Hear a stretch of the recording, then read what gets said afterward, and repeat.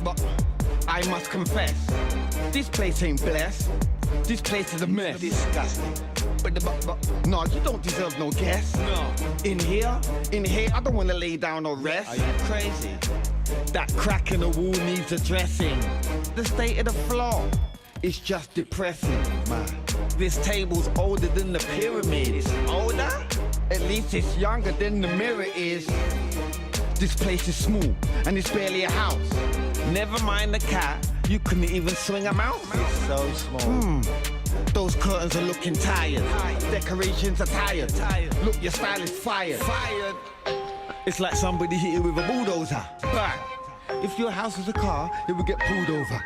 Excuse me, please. This is very, very, very, very, very, very, very unacceptable.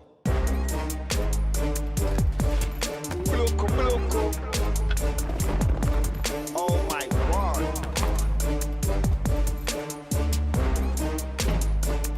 Silence the critics.